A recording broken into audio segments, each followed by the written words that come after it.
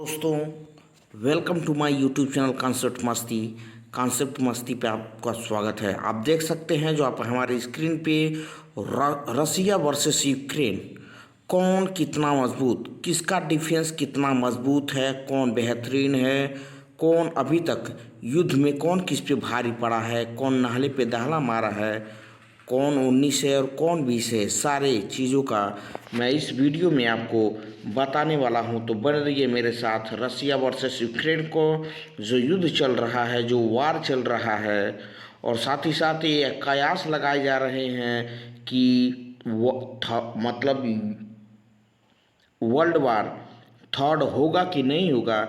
सारे विषय पे हम वार्ता करेंगे, तो बन रही है मेरे साथ। तो आइए शुरू करते हैं कि रसिया वर्सेस यूक्रेन का जो युद्ध चल रहा है इसमें कौन कितना मजबूत है। तो आप यहाँ पे देख सकते हैं कि जो रूस के पास सैनिक है और यूक्रेन के पास सैनिक है, तो इनमें कितना डिफरेंस है, कितना अंतर है कि आप देख सकते हैं रूस के पास 8,50,000 सैनिक हैं, जबकि यूक्रेन के पास मात्र 2.5 लाख सैनिक हैं, 2,50,000।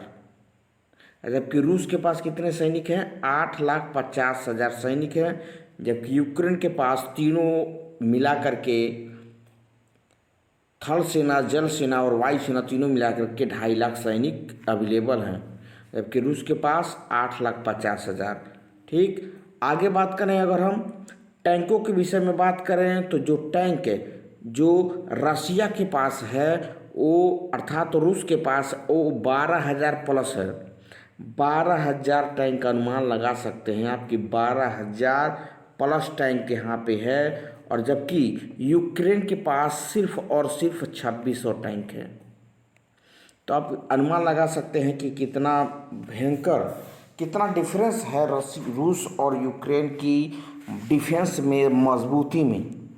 और इसके साथ में अगर हम बात करें कि सैन्य वाहन, जो सैन्य वाहन का मतलब है जो वाहन इधर से उधर भेजे जा सकते हैं, यानी कि सेना को लेकर के या जो भी उस तरीके के हैं, वो रसिया का पास कितना है? 30,000 हैं, जबकि आपके यूक्रेन के पास सिर्फ और सिर्फ 12,000 है।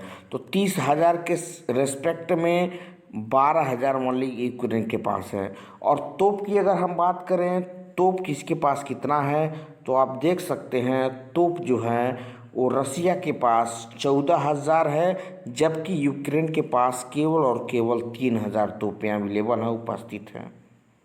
यानी कि कितने का अंतर आप देख रहे हैं? 11,000 तोपें अभी भी रूस के पास क्या है? सबसे ज़्यादा अमाउंट में हैं।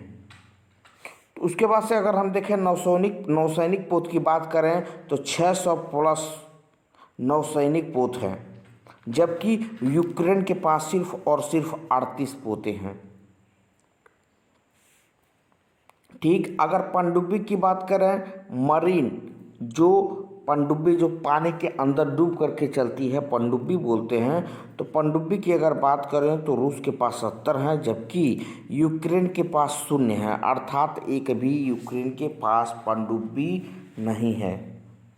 और अगर लड़ाकू विमान की बात करें तो लड़ाकू विमान 772 रूस के पास हैं, जबकि यूक्रेन के पास सिर्फ और सिर्फ 69 हैं। तो आप देख सकते हैं कि रूस और यूक्रेन के मध्य कितने बड़े पैमाने पे अंतर आपको दिख रहा है। तो कौन किस पे भारी पड़ेगा, इसमें कहने वाली बात नहीं है। फिर भी यूक्रेन अपने जिस तरीके से मतलब सामना कर रहा है वो एक तरीके से काबिल तारीफ है। तो आपने देखा सैनिक, टैंक, सैन्य वाहन, तोप, नौसैनिक पोत, पनडुब्बी और लड़ाकू विमान के एवज में रूस और यूक्रेन में कौन किस पे भारी है, कौन किस पे भारी नहीं है, किसके पास कितने हथियार हैं, किसके पास सैनिक ज़्यादा हैं, किसके पास पनडुब्बी है, किसके पास नहीं है। तो मैं हमेशा ये कहता हूँ कि कोई भी युद्ध किसी का हद तक ये सही नहीं है और होना भी नहीं चाहिए। अपने कूटनीतिक वार्ता के अनुसार जा कर के किसी भी मसले को हल किया जा सकता है, और वार कोई मसले का हल नहीं होता है। तो मैं चाहता हूँ कि अपन तरफ से कि जो भी वार है वो जल्दी से जल्द खत्म हो। एक मानवता जो शर्मसार होती है वो अच्छी नहीं है।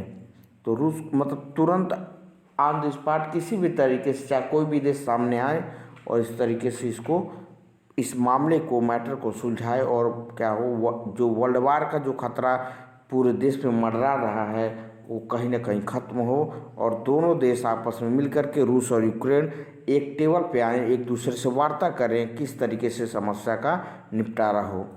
जय हिंद, जय भारत।